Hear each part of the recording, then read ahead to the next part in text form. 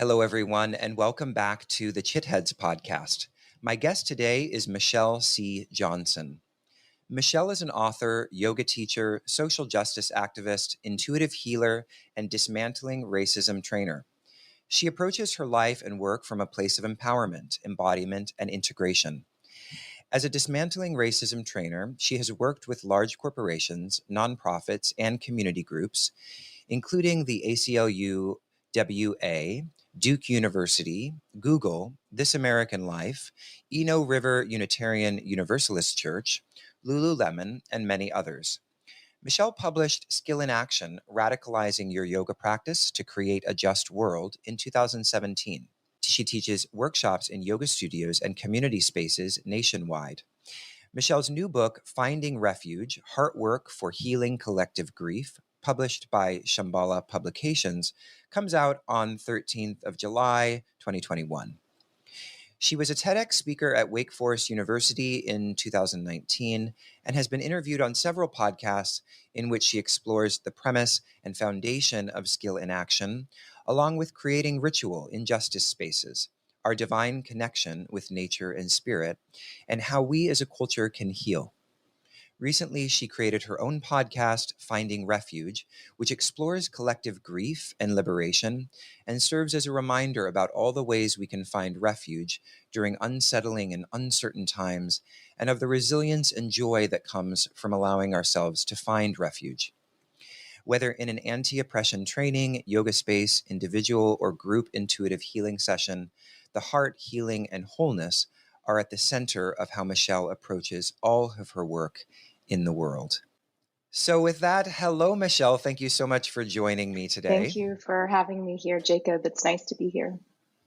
So as I was mentioning just before we started recording, I recently this morning finished reading your new book, which hasn't yet hit the shelves, but which I was fortunate enough to get an advance copy of in preparation for this interview, and thoroughly enjoyed it, both as an opportunity to get a glimpse into some of your own history, but also, of course, the important work that you do. And so, I'm looking forward to talking about some of the themes, particularly around grief, that you explore in the book. But before we get started, I'd love to hear a little bit about kind of your own narrative and what led you to the work that you do in this work in resolving grief and social justice. Yeah, thank you. So it's a long story, but I'll offer some highlights. Mm-hmm. So Skill in Action is radicalizing your yoga practice to create a just world, came out in 2018. And prior to that, I was teaching yoga. I was a social worker, an elected official, an activist, and a dismantling racism trainer. And I wrote Skill in Action because I noticed how exclusive the industry of wellness was, and often felt confused about a practice that is focused on liberation and conditions that actually are in the way of allowing us to be free within the context of capitalism and how it intersects with the industry of wellness. So Skill in Action came from that place. Prior to writing the book, Skill in Action, I was leading workshops about the yoga for social change, yoga of social change, and working with spiritual activists to center social justice in spiritual spaces, which is part of the work that I continue to do today. And that has transitioned into the book and teacher trainings and traveling prior to COVID around the country and actually around the world to teach about how we can center justice and infuse it in our teaching. And, in thinking about finding refuge and collective grief, it feels very connected to Skill in Action because, as you know, you just finished reading it, is my own story of grief and loss. And then all of the stories I share in the book are scaled to the collective.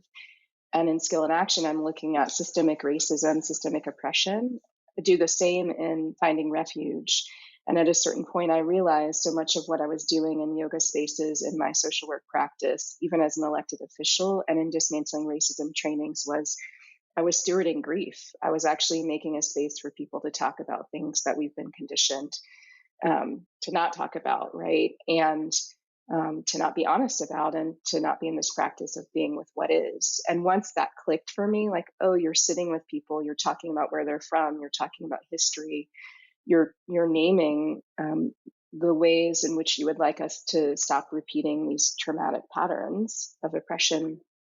That is where finding refuge came from. That connection between the work I'd done for many years, the anti-oppression work I'd done for many years, and this recognition that so much of what people were feeling in my spaces was grief, and unresolved trauma and unattended grief and heartbreak.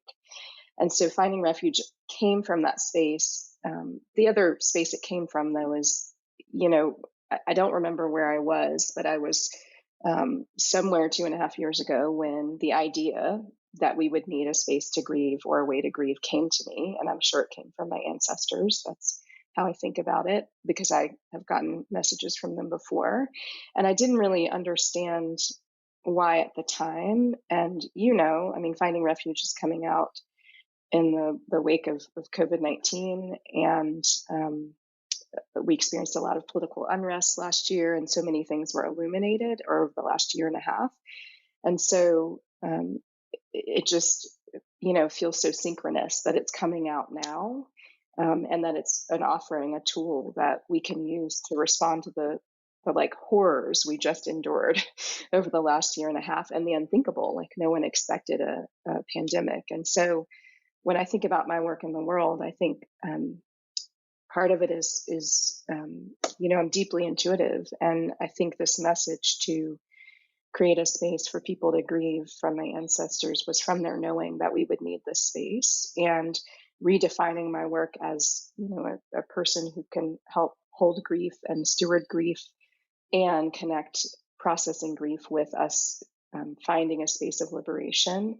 I feel like that is so relevant and resonant, and it feels embodied in skill and action as well. So the work I've been doing for a long time. So that's a little bit about my journey and my work. That's beautiful. Thank you, Michelle. Before I ask this next question, I want to read a quote from, it's actually from the website that's sort of giving a little teaser or taster of the book, but it's a beautiful quote, so I wanted to start with it. We are holding grief in our bodies and bones, often in isolation, and yet our grief isn't isolated, it is pervasive. To respond to the grief that we experience as a collective, we need to be present to what is breaking our hearts.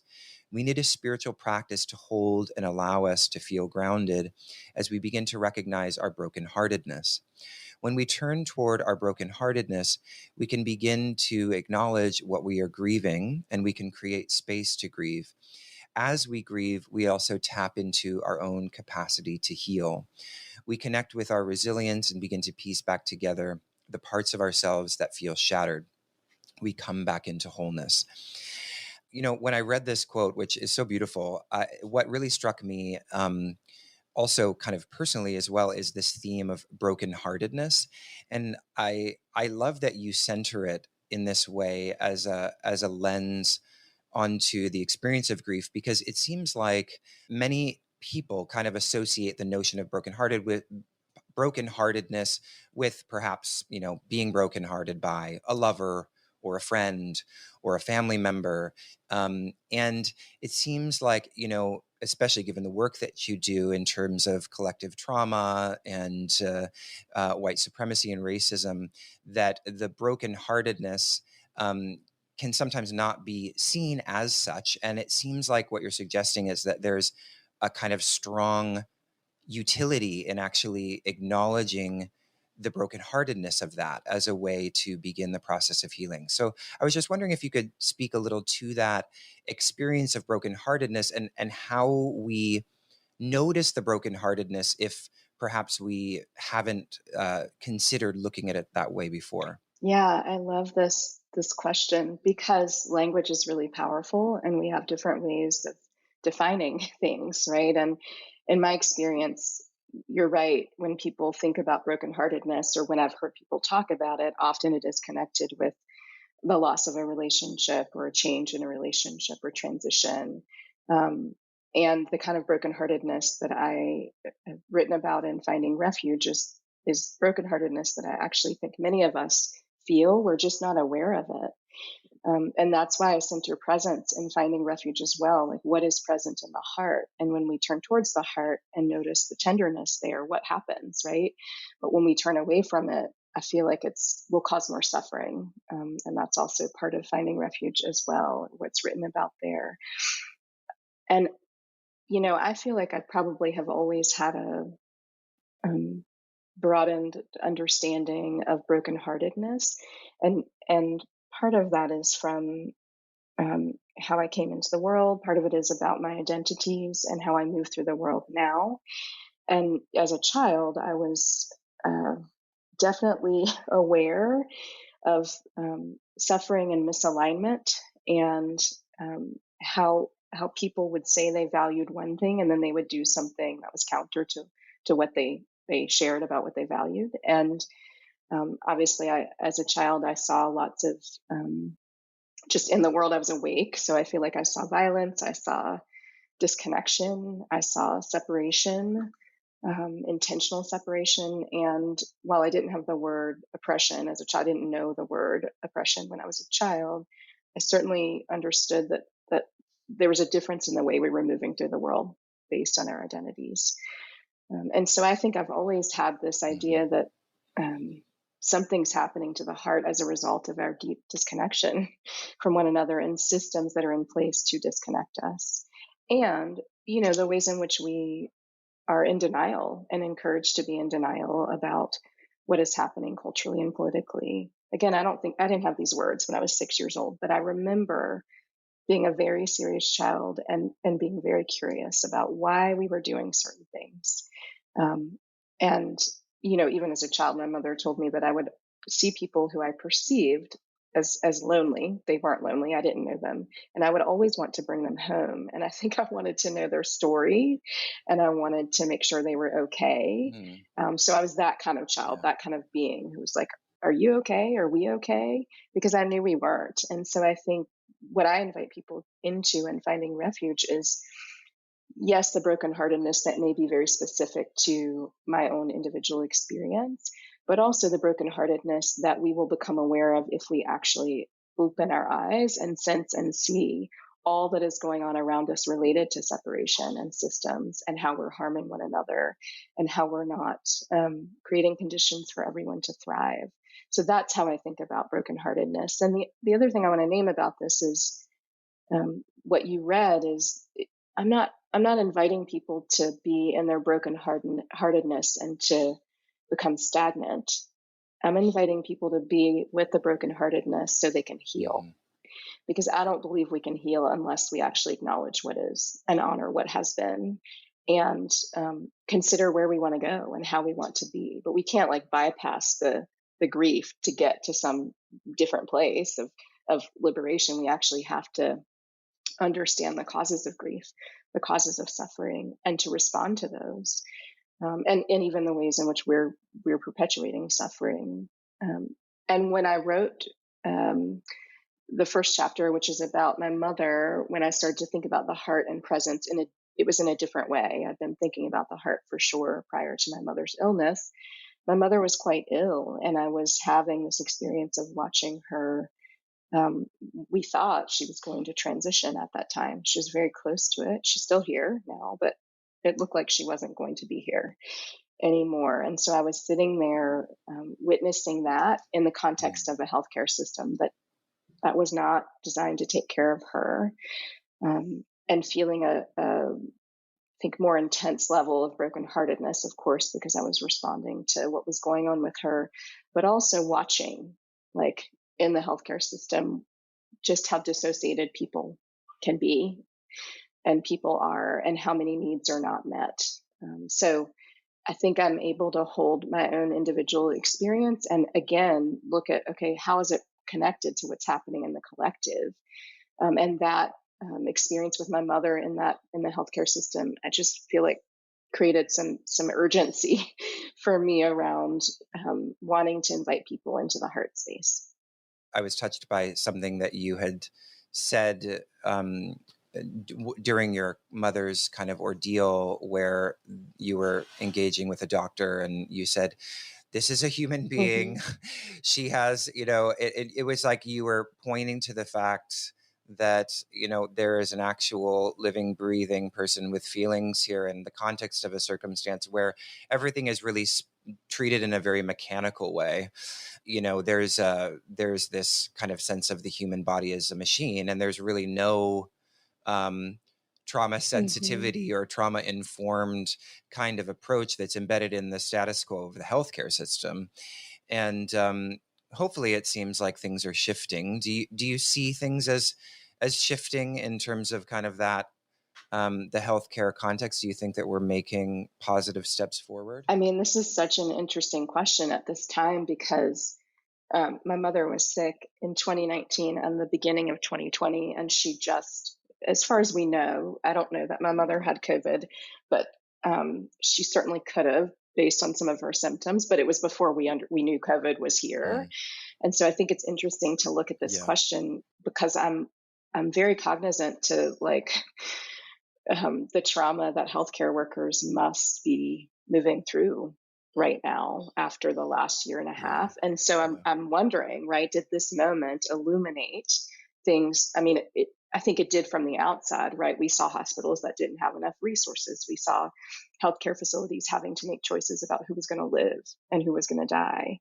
which I think has happened for a long time, but there was a consciousness that's raised about this over the last year and a half, at least in the media and conversations that I've had in spiritual communities with people, because we were all like, what is happening? And so I don't know that I don't know that I will actually know the impact of this and whether or not the healthcare system is shifting for a while, because I think yeah, right now we're trying to recover, right?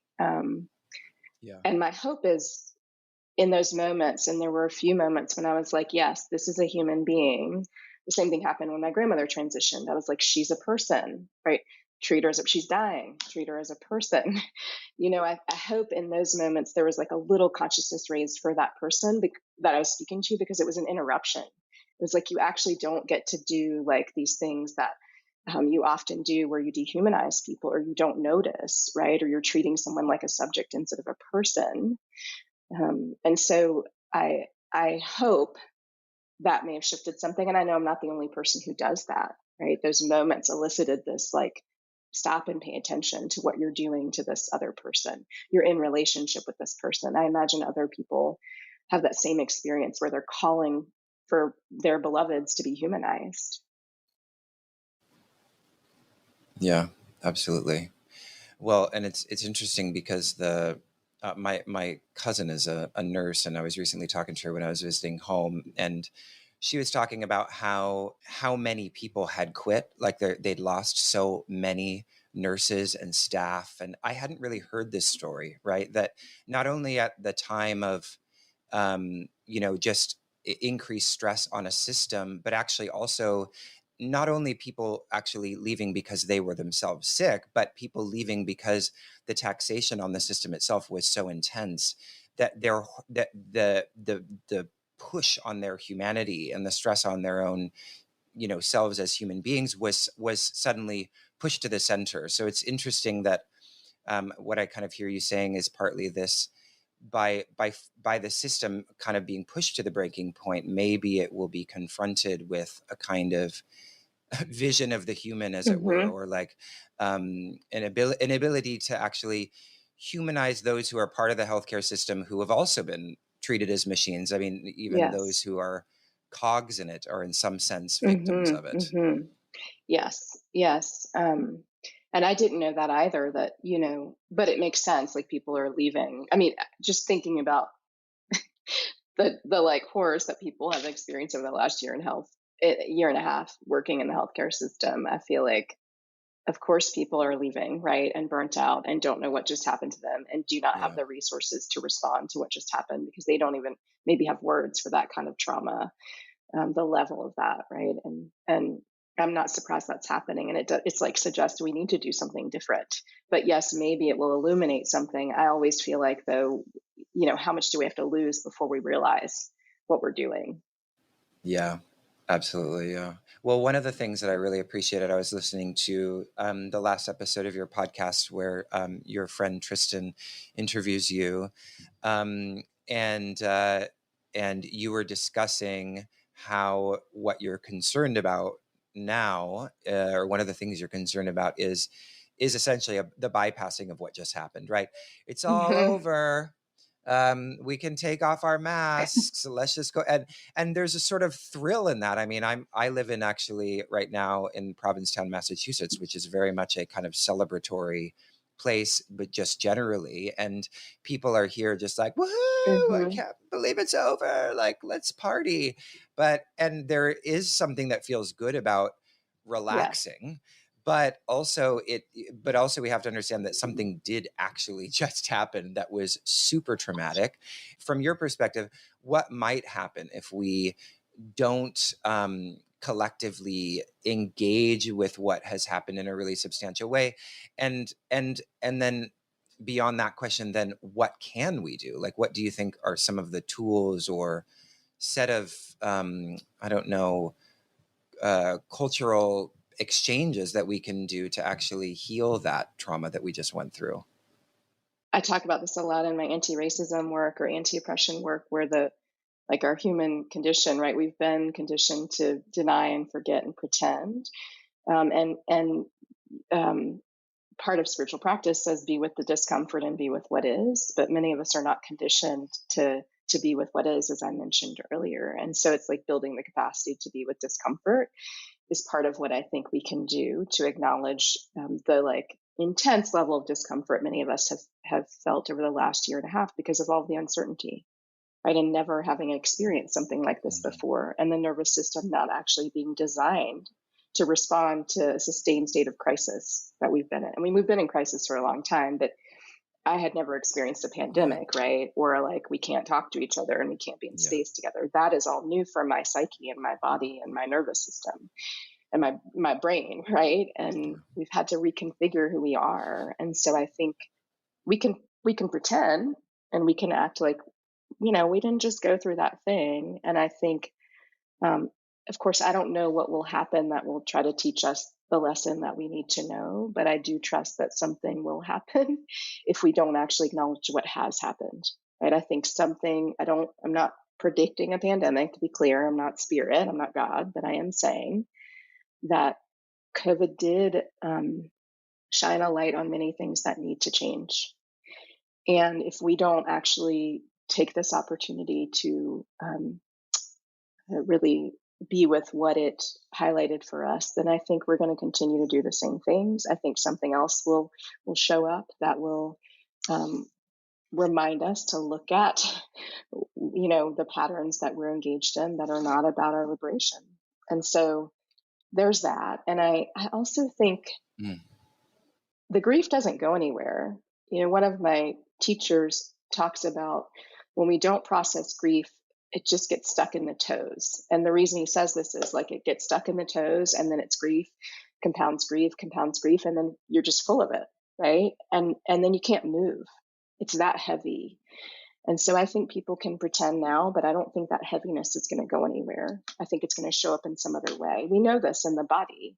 When we are injured, if we don't pay attention to the injury, the body will compensate until it breaks down.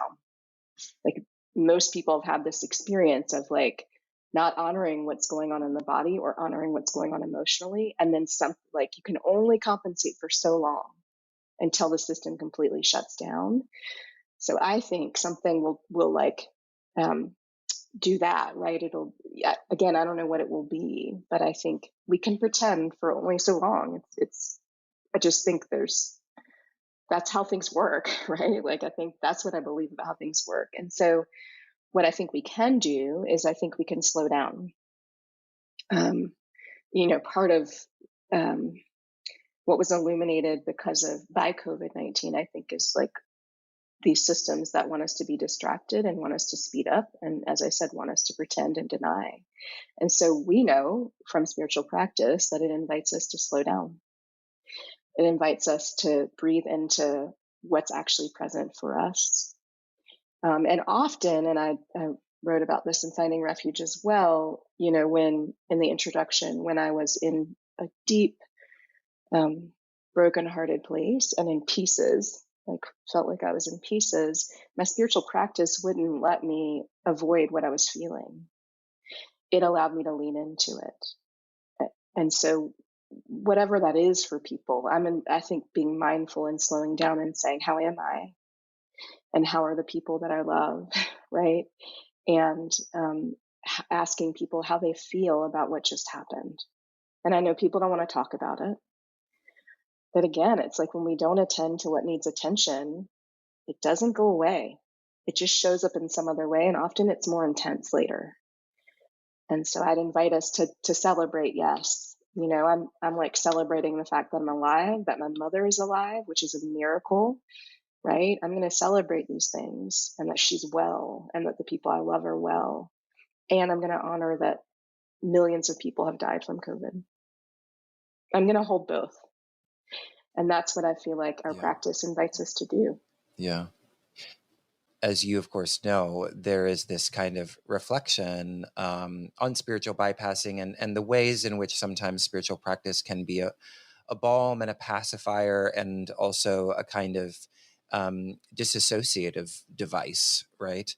And so I'm just curious what spiritual practice has meant to you, or the kinds of spiritual practices that really bring you back home to A, your body, and then B, the collective body that body is a part of. How how have you been able to lean into this type of spiritual practice versus the one that would kind of bypass and evade and sort of seek the transcendent while neglecting the Hmm. world? Yeah, I mean, I have some specific practices that I'll talk about, and I think um, what spiritual practice means to me is what it's called me into is to doing what I just did, which is said I'm going to celebrate and I'm going to honor what has happened, right, and where there's pain. Hmm. And so it's invited me to hold multiple truths, which I talk about a lot. It also invites me to lean into what is happening in this realm, right? So the relative truth of what is, while I understand that I am spirit, I have that inside of me. I'm bigger than this body, but I'm in a body. I always say this, like I'm in a body on the planet right now, interacting with other bodies, and I know that um, the things that are happening right now don't define like the whole of who I am. And I think that is true for other people. So spiritual practice, I feel like always has always invited me into being with the relative truth while it's reminded me I'm spirit. And that orientation it may be different for other folks because of, as we know, I mean, the practice that I engage in the most is the practice of yoga. And the spiritual practice I engage in the most is the practice of yoga. And because of cultural appropriation and because of how in the West, at least, yoga is really talked about as the physical practice. I feel like that creates an environment where more bypassing can happen because all we're doing is shifting the physical body. We're not paying attention to the fact that we're spirit. We're not Yeah. devoted to something bigger. We're not living by the principles of yoga, the yamas and the niyamas. I mean, so I think it's how this is packaged. And so the orientation I came to is different because of how I was taught to think about yoga and practice yoga, and also just I think what spirit invited me into. I mean, it's so connected to my work, right? Holding these multiple truths and the idea that we're bigger than the conditions that are in place, but we have to respond to the conditions in place. Like we actually have work to do around that, and the practices that I go to come back to myself. The breath, pranayama practices. Um, and I years ago was in a training. This was like over a decade ago, and Leslie Kaminoff was teaching about anatomy, and I didn't know anything about Leslie Kaminoff, so I went to this training. I didn't know how he would teach about anatomy, and he taught about the breath, and it totally blew my mind. Like it was like he's not talking about these muscles; he's talking about the way that we breathe. And one thing he said there is he was talking about shifting the way we breathe, and when we limit the breath, what happens, right, to the nervous system and what happens in the body. And it struck me so much that years later, I was in a yoga class and talking about how oppression takes the breath away. And so being in this body, at least based on race, in a world that really doesn't want people who look like me to be able to breathe, the breath is the thing that will bring me back, because it feels like a radical act to make space to breathe in a culture or context that doesn't actually want that to Mm, happen, and actually actively does things to limit the breath and take away the mm, breath. So that practice, prayer, I pray every day. And I have a gratitude practice as well. And I also have an ancestor altar, and I call on my ancestors quite frequently to support me. And I also, as I named earlier, am in this relationship with them where I'm listening to what needs to move through me. I'm a channel in that way for them. I feel that way. And I try to offer things to them because they are showing up and guiding me and supporting me all the time. And reciprocity is so important. So there are many practices, but prayer, working with the ancestors, the breath, and then movement, I would say, are the main practices for me that I go to. that's really beautiful. And I love how I've noticed this happening this past weekend. We had the closing kind of ceremony of our yoga philosophy program, and all the students were giving their final projects. And whenever anyone talks about the breath or pranayama or gives a presentation, it's interesting how immediately my breath Mm-hmm. changes.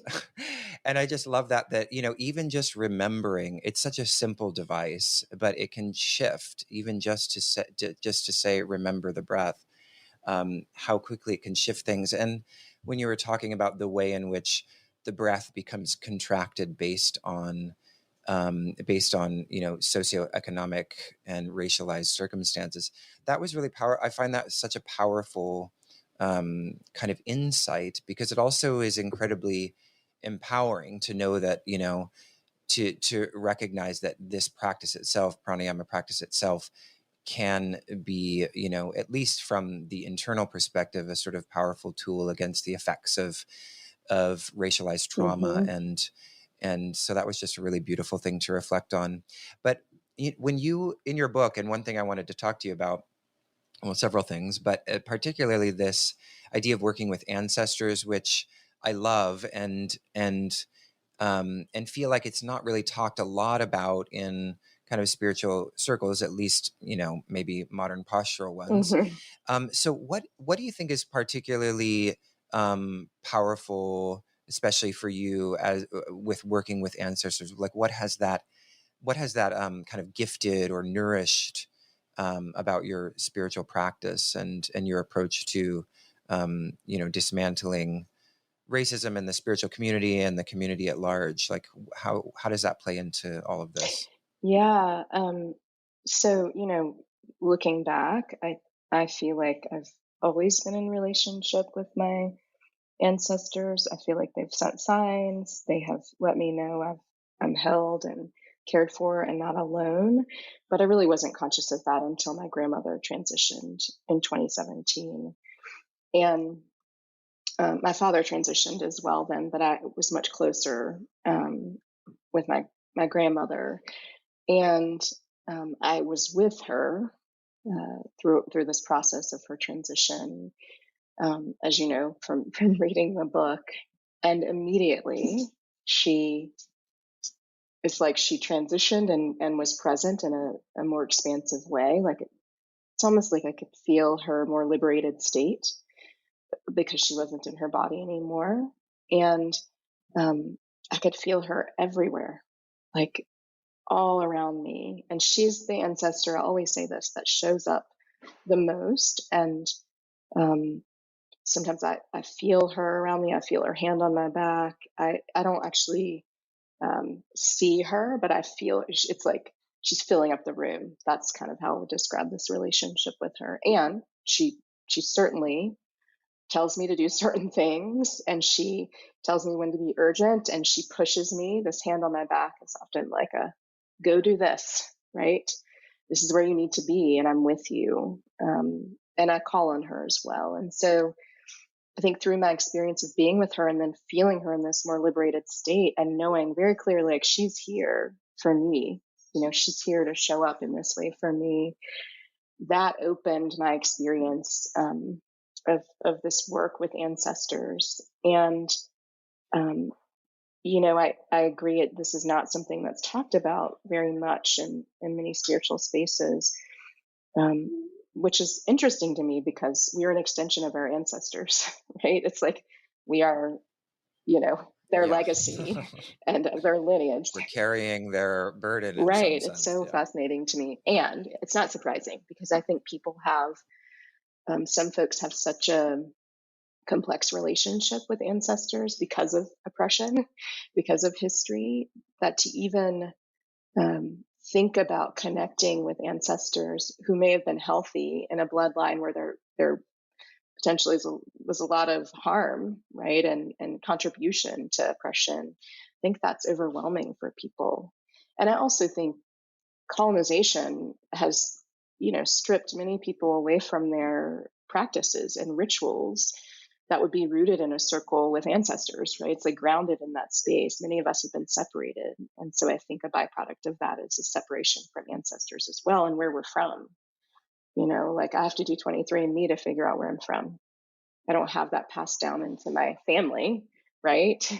And I know others may have more access to information, but because my family was split apart and Johnson is a namesake that was given to me, right? That's not my last name. I mean, it is, but it's not, it's just different. So I think that people have a complicated relationship with ancestors. And one of my comrades and teachers, Lama Rod Owens, talks about benevolent beings, and he talks about, there had to have been a healthy ancestor in your line, right? So for the people who are like, no one was healthy and I want to disconnect completely because I want to do something different than what they did, somewhere along the way there was probably a benevolent being, and culture conditioned ancestors to operate in the way that they did, and they were experiencing horrific conditions as well.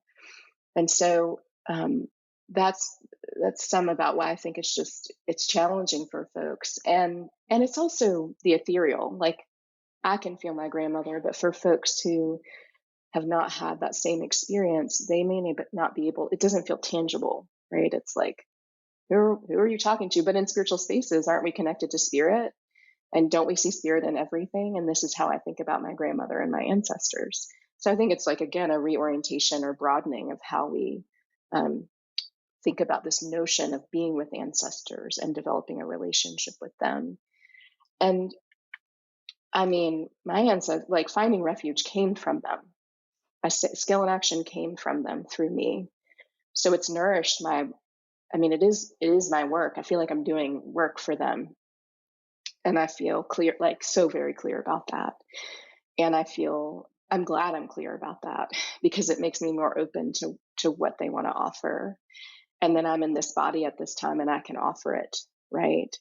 And I just feel like they nourish me in so many ways. They're why I'm here. They're why I moved through that moment on the floor when I was in pieces after the acquittal of George Zimmerman. Right? They are like how I got through. I didn't know it at the time. I was terrified, but like they're the reason I'm here in my wholeness doing the work that I do.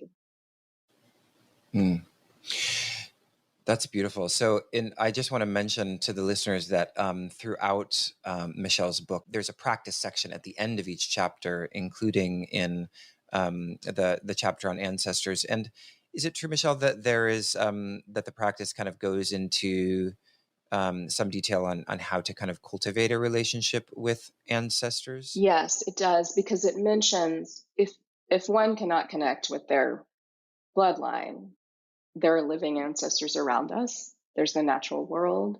There are teachings, there are teachers, there's music, there's poetry, right? There are ancestors that come through in many different forms. And so I want to offer that because I know, like, if people are dipping their toe into this for the first time, they may not know where to start. And so having a more expanded understanding of what ancestors are, who they can be, and that we're living ancestors can be helpful. I find that helpful in spaces when I'm working with folks because it's like the entry point. And then maybe they'll work with people, folks in their bloodline. I also really appreciated that you in the book also kind of mentioned that you could, if you struggle with relating to ancestors in human form, that there's this option to relate to ancestors in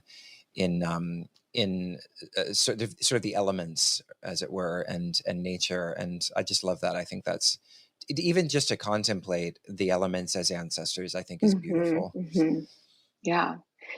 Another really kind of key part of the book that I thought was really beautiful and you tied the discussion of it to kind of contemplative teachings and practice so nicely was the chapter on bees. And I'd never heard of this notion of bee mysticism, and it was really awesome and cool to me. And this idea of bees as psychopomps, and bees as kind of mediators between the material and spiritual realms, and so I'm curious if you can talk a little bit about that, and how sort of bees are this kind of beautiful analogy or metaphor for the collective hive, and also sort of remind us of the grief associated with the fact that we've lost connection to of the hive in a certain kind of hmm sense. I'm glad that you asked about the bees, because they are so very magical. And I mean, I learn things about them every day. So I'm not an expert on bees or bee mysticism, but I do know they're magical from watching them and being in relationship with them. And what first came to mind when you asked the question is, if you've seen a beehive and watched the bees come out of it, they like go way up into this. They come out and they go up into the sky and they almost disappear. You have to look so closely to see them flying in the sky because they're up so high. And it makes me think about these different realms, right? They come out from the darkness of the hive and then they ascend, and then they come back to the hive and bring materials, resources to make honey, and to feed the brood and to feed the queen, which I just think is so powerful. And I stand on my deck all the time and watch them, and I'm like, where are they? And then there's thousands of, I mean, I have at least 50,000 bees on my land. So like that amount of bees out in the sky, or half that amount in the sky every day, but I can't always see them, right? So they're definitely mystical beings for sure. And if folks have not seen bees in the hive, which many people may have not seen them, watching them work. They're superorganisms, so and this is in Finding Refuge, right? A single bee doesn't think about itself as a single bee. It's part of the hive. There's no separation between its experience and the hive's experience. So everything they do is for the survival of the hive. And so the hive can be sustainable over time, even though their lifespan is so short. And that also feels like magical too. Like they're, well, winter bees live for longer than spring and summer bees and fall bees, but they live such a short time and they work so hard to sustain the hive. And they all have different roles, and just they transition from role to role. And if you want to learn about collective care and justice, I always say look at a beehive. Um, and of course, they're supporting the queen because she's laying all the eggs in the hive, and they're feeding her, and they're making a new queen. When their queen dies or something happens to the queen, they make a new one. It's like the wisdom I mean, I don't even know the half of the wisdom. How do they make It a is new so queen? amazing. If their queen is failing, meaning she may not be laying eggs, or let's say she dies, um, then they take an egg, some larva that she has laid, and they feed it royal jelly. So it's called royal jelly, and they feed it to that, and it turns into a queen cell, and they protect that cell. And then the queen has to emerge, and she has to go out and fly to the meeting place with the drone bees. And she mates with the drones. It's called her maiden flight. And then she comes back into the hive and starts laying eggs. It is just like that kind of wisdom, right? Like we won't survive without a queen. So we're going to take this substance and we're going to make a queen, right? It's just, there's so much there. And I feel like part of the lesson I've learned from them is or the reminder, I think they've reminded me of what you named, that, so many of us have been conditioned to think of ourselves as individuals and not as in relationship with every living being. And, um, we've forgotten we are part of a hive. And I think this conditioning about being an individual versus being connected to everything can make us competitive. It can make us believe in scarcity. It can make us hoard resources. It can make us think about just what's happening to us, like as an individual, versus what's happening to us as a collective. And um, so much of what I was thinking about in chapter 6 about the bees is like? What are we willing to do for the collective? Right? When we remember we're actually part of something bigger than just our own individual experience, what can happen? And then what's required, right? Once we realize this, and so I feel like part of the bees remind us, what they remind us of is to remember that connection, to come back into connection with self and every living being. And this is so related to yoga too, right? They're not being a separation. It's the same thing. It's like bees are doing that all of the time and experiencing that. Yeah, I mean, I felt like that chapter was just so enchanting, because I could tell how enchanted you were by the experience of kind of witnessing the bees. It's and I especially your characterization or depiction of the swarming. I just saw that. I saw that in the way you described it, and it was just so beautiful. And of course, I've seen swarms of bees before, but usually it's like, oh my God, the bees run, you know. Yeah. So to hear you like describe it in this just incredibly beautiful way, and it's like, besides the metaphor and analogy for um uh collective relationship, also just like reframing the narrative around what bees are and represent. I think that in and of itself was just a really kind of powerful gesture in the book, and I really appreciated it. Yeah, like we need them, right? We need them to survive. And we need to remember that like Yeah. practice of connection. Yeah. Yeah.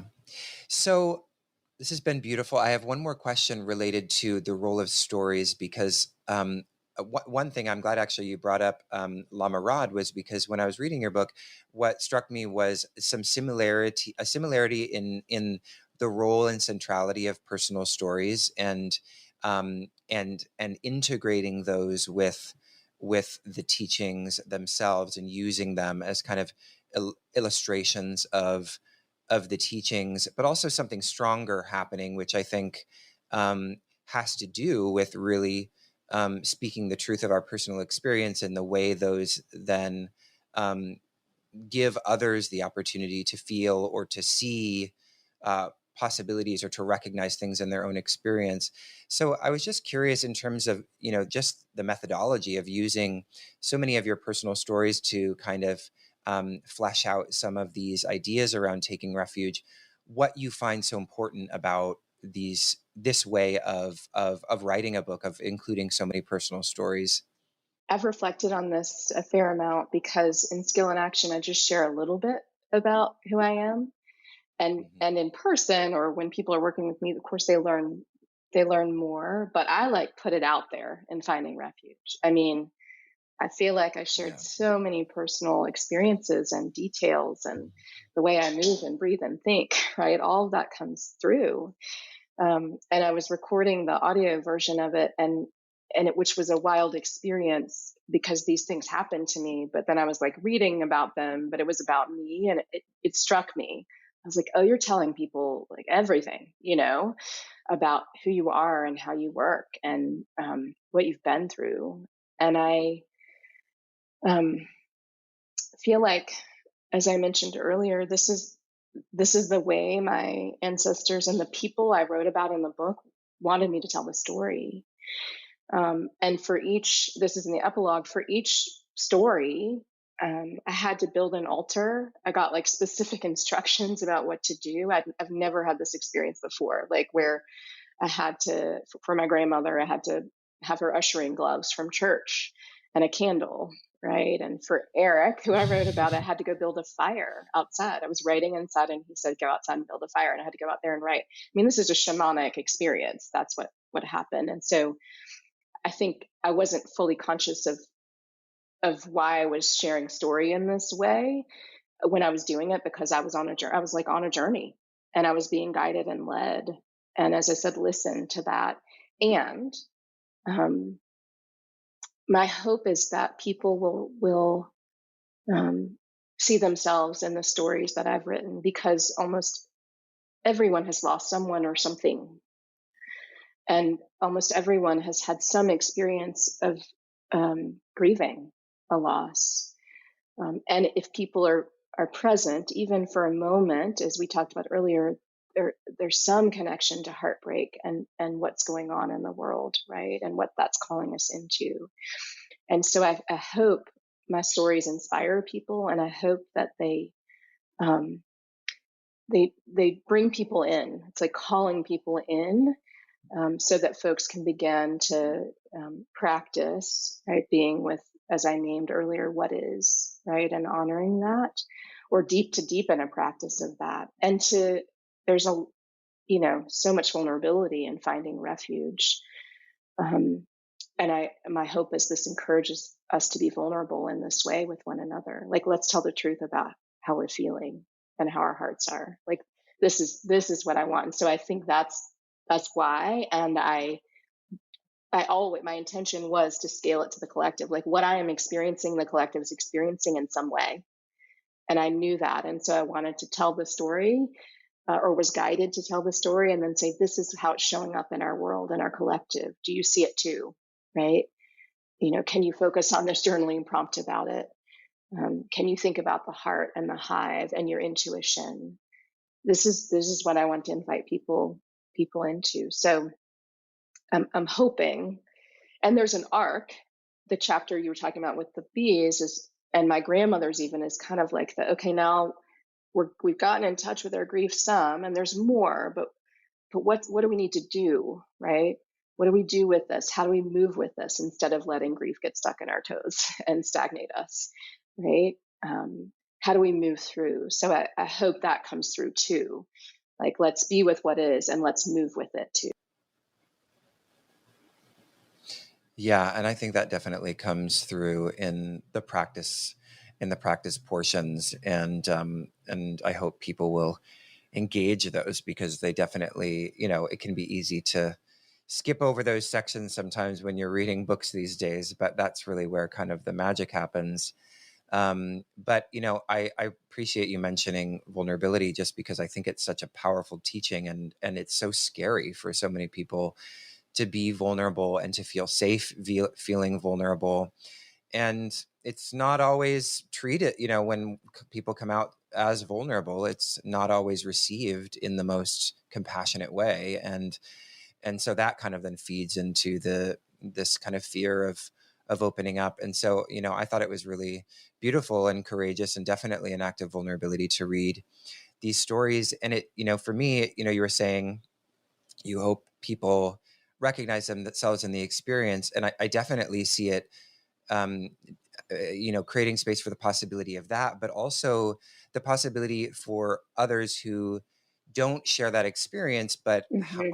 are put in a place of compassionate response based on some of the stories. Like, for example, I've never experienced what it's like to be driving a car while black. Mm-hmm. And that story that you shared, it struck such a compassionate chord in me. And I think for everyone, all the readers, it will. And so that kind of, also communicating and inspiring compassion across differences is so fundamentally important in these kinds of in these books and in this Mm-hmm. moment, that I just kind of, I wanted to kind of applaud you and point out, like, how wonderful I think that aspect is to the book. Thank you. Yeah, thank you. I'm glad that came through and that you mentioned it, because that certainly is the other intention, right?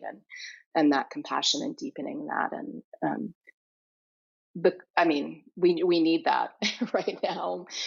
We've needed it, and we need it more than ever now, because of so much the division, right? And it's the coming back into wholeness Yes. together. Yeah. Mm-hmm.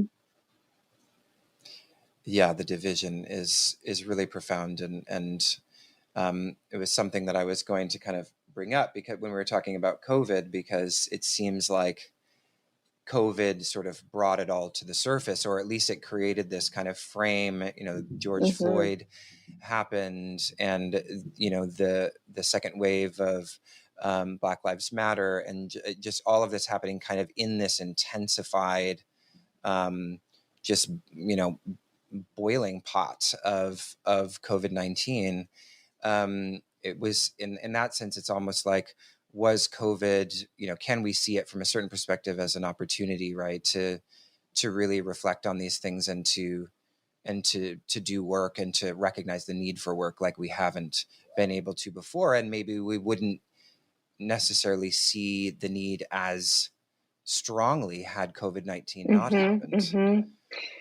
Yeah, right. I mean, I mentioned the opportunity earlier, like for us to focus on what has happened, as you just named. And I don't know that we would be where we are if those different things didn't happen at the time, right? COVID, and as you mentioned, George Floyd and the second wave, that all of these things came together in this storm.